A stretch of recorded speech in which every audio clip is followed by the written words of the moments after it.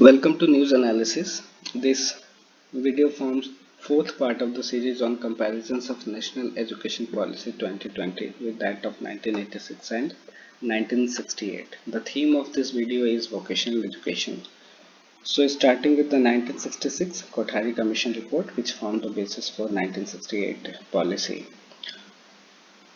It recognized the need of technical and vocational education in various fields like agriculture, industry, trade, commerce, medicine, public health, home management, art and crafts, secretarial training, etc.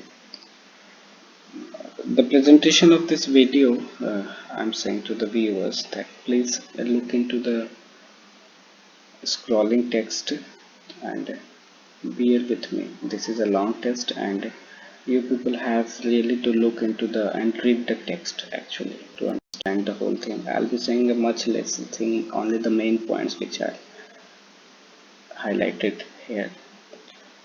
So starting to balance this all, dropout ratio in 1966, it was one of the main problem. By the age of 14th, they were in class 7th and they had to drop out of school to assist their family in agriculture or industry. So to balance this out, they said that part-time education or correspondence or formal informal education system should be introduced so as they could balance both the things, vocational and the educational part.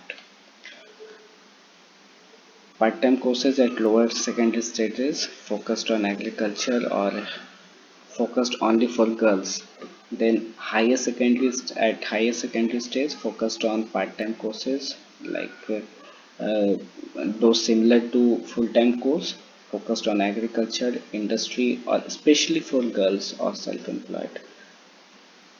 Target of 20% in lower secondary and 50% in higher secondary was meant to diversify uh, or for vocational studies by 1986. The commission had divided vocational and technical education by level of skills into four levels. The first two, semi-skilled and skilled, and technicians were at school level, while engineers and researchers were at higher education.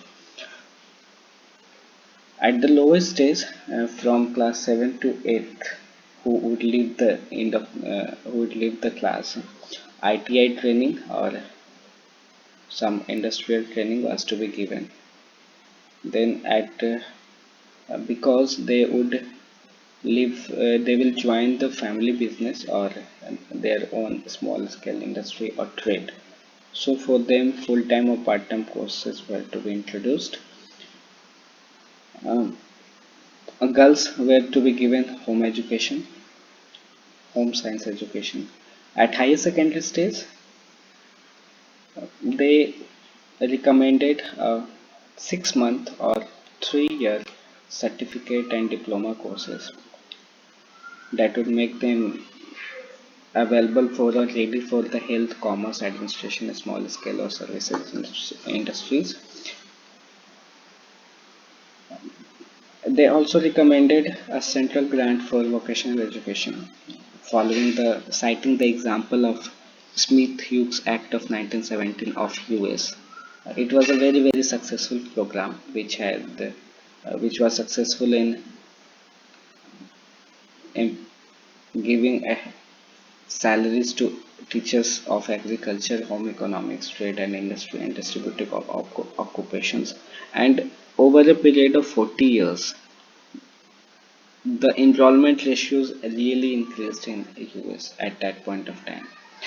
Vocational at secondary level, this is a kind of summary of whatever has been said, that the aim was to increase the enrollment at 50% at higher secondary stage and 20% at lower secondary stage, part-time and full-time education facilities, grant of fund, and vocational education schools should be located near the industry concerned so that they would get the job easily. They also introduced or recommended SUPW courses or work experience courses, that is also known as socially useful public works, and they made a recommendation that it should be introduced at lower secondary stage and upper secondary stage and then on. So what were these courses? These courses were regarding to, you can see, a paper cutting or cardboard cutting, folding, kitchen gardening, etc. If you look at this, the list, it it provides ample guidance into what things would be introduced at 2020 policies, also at school level. Gardening or at lower secondary school, woodwork, leatherwork, ceramics, cookery, model making, fabric printing, tailoring, wood carving. So animal care. The main focus was for this work was woodwork, and then metalwork, agriculture, and sometimes some industrial activities also. So the focus also was on work experience, actual work experience that they should be getting. In 1986, the Commission report or the education policy recommended that said that the aim of 20% or 50% enrollment was underachieved, and only about 2.5% of the students had actually received education at vocational level. To increase this, they recognized the role of NCRT, MHRD, or the central government. Then they also have said that the implementation part was a bit of problem in spite of any kind of effort. There were many factors responsible for this, such as absence of well-coordinated management system, unemployability of vocational pass-outs, mismatch between demand and supply, reluctance in accepting the concept by the society, absence of proper provision for professional growth and career advancement for the vocational pass outs. These were some of the problems, and the focus was there that this problem should be mitigated as early as possible. So, for this, management of vocational education was to be done in with the help of various ministries like agriculture, health, rural development, human resource. That would also proper coordination and linkages were to be done. Then they also complained that at a state level the system is still fragmented and inadequate. Functions to be performed in planning and implementing part were to be done again at all the level, post primary or post secondary or post higher secondary. So there was a need of effective management system. Work experience, with the work SUPW or WE was again to be introduced from class 1 to 5 and then after on. At secondary stage, these activities were to be increased as linear extension. Then at plus 2 level, ITI and polytechnics. So this was concept built up in 1966 also, at the setting up of ITI and polytechnics. Uh, so they also made a target that 10% of the population would be diverted for vocational education, as the 50% previous aim was very underachieved, unsatisfactory. Other format programs again to be introduced. They changed the name from of junior technical schools to only technical schools. Further on, both at tertiary level, they said that again various degree program like diploma or certificate program should be introduced. Duration would be increased as previous to 1966. Apprenticeship training to give them a real life situation and make them um, job ready by the time they pass out of the school. So it's kind of experience for them. Other vocational programs like plumbers, car mechanics, electricals, carpenters, they all were to be seen, and these were to be in fact semi-skilled and skilled workers who would be absorbed in organized sector. So, a difference between organized and unorganized was clearly seen by them, but they catered only to the organized. But the situation right now in 2020 is whole different. About 90% of the workforce is in unorganized sector. So, how these all are absorbed and how they all would be made skilled, more skillful, is the question in front of the 2020 policymakers.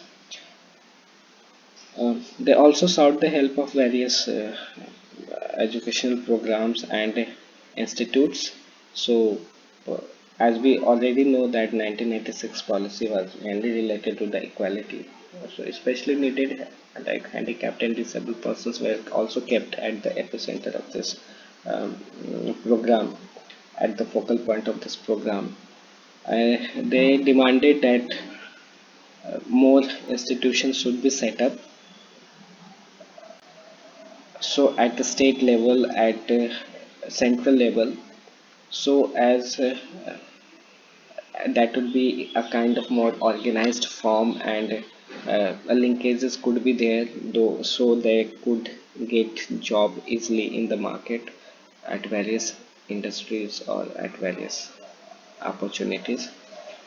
Then development of the system, as already told, various institutions to be set up at various levels, and these all were to be grouped together so as they would develop a kind of curriculum or syllabus, and how uh, the training part would be made feasible and realistic for and useful for every group of those who are not able to join the regular education system, rather than they are out of some constraints they go leave the course or join the workforce. So with regarding to 2020 policy, they have recognized the need for it again, and they said that vocational exposure and skills, digital literacy, coding, computational thinking, ethical and moral reasoning, these all are one of the skills to be, means they are to be integrated with the curriculum, main curriculum.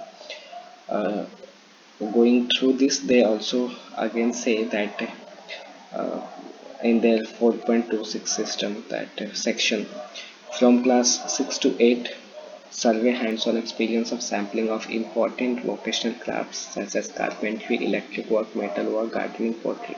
Now these all things has already been said in included in 1966 or 1986. So the kind of courses that would be joining, it's similar, but will they be absorbed in the market first thing, and the level of skill, and for another thing that mattered to them was how these all things would go at school level. They say that internship program would be there, vocational subjects they would learn, backless days would be there, where they would go to schools and learn only these vocational crafts. Online mode would be made available to them. But again, citing the example of various countries, they feel that India is also needing a large um, course on, should receive courses on formal education. For this, one of the main problem is after doing ITI or Polytechnic, they can't, they are not integrated into the regular educational system at higher level. So NSQF in 2013 gave an option of BA in vocational courses that is going to be continued. It is perceived inferior to the mainstream education. So, how to overcome the social hierarchy is one of their question in this 2020 policy. But main thing is about the implementation part. How these all things are going to be implemented and how successfully they are going to be implemented is one of the major question. 4 years multidisciplinary bachelor program would also be having some kind of short-term certificate courses on vocational education. They have also talked about professional education at higher levels such as medical or agriculture or law or etc. But again, I would emphasize that implementation is one of the part and integration into the mainstream is one of the part.